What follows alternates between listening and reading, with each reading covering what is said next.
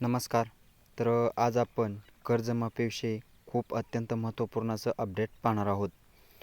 शेतकरी कर्जमाफीसाठी आलेल्या पुण्यश्लोक अहिल्यादेवी होळकर शेतकरी कर्जमुक्ती योजना 2026 अंतर्गत बऱ्याच साऱ्या शेतकऱ्यांचे जे आहेत, ज्या शेतकऱ्यांच्या बोटाचे ठसे येत नाहीत, त्यांची KYC करता येत नाही.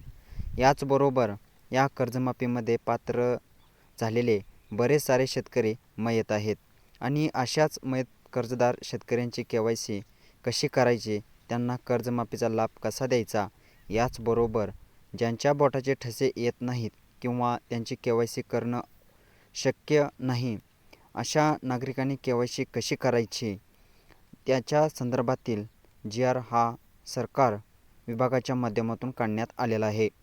याच्या माध्यमातून आज आपण या दोन्ही प्रक्रिया कशा पार पाडल्या जाणार आहेत ते समजून घेण्याचा प्रयत्न करणार आहोत.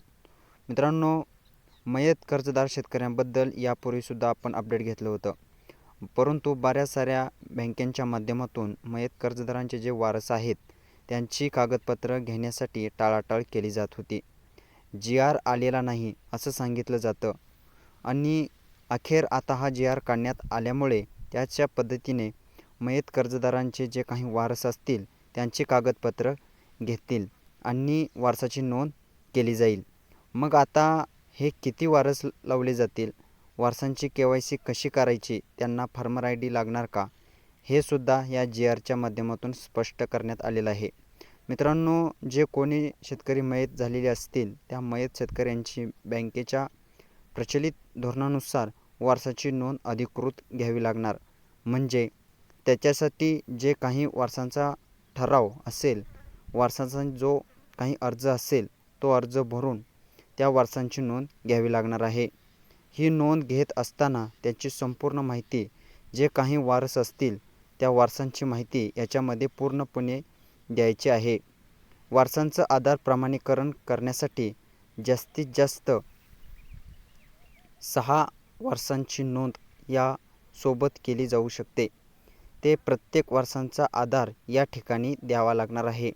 जर समजा त्या कर्ज खात्याला एकच वारस असेल तर त्या वारसासाठी जे काही एक शपथपत्र असेल की जो काही कन्सन्स्ट असेल तर इतर वारसाचं जे काही त्या ठिकाणी तोडावं लागेल आणि त्या वारसांच्या आधारानुसार त्या मयत कर्जदार शेतकऱ्यांची कर्जमाफी केली जाणार आहे.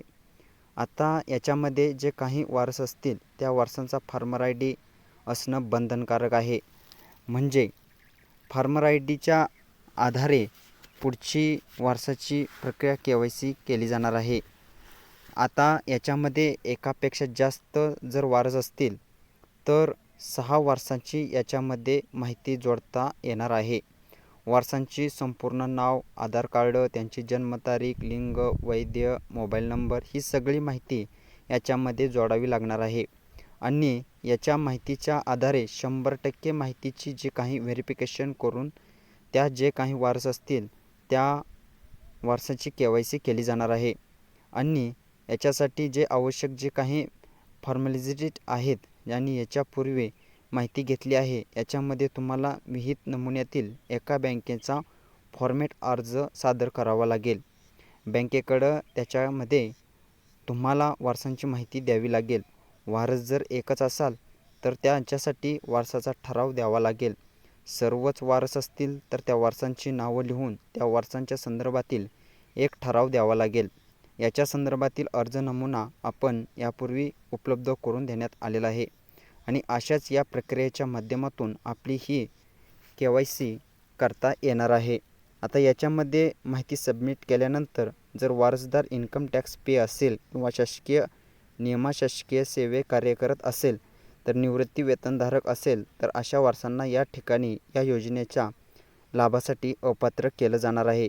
म्हणजे ज्या पद्धतीने इन्कम टॅक्स हे वगैरे योजनेच्या लाभासाठी अपात्र आहेत, याच्यामध्ये वारससुद्धा जर या कॅटेगरीमध्ये असेल आणि ते कर्ज खातं अपात्र केलं जाणार आहे.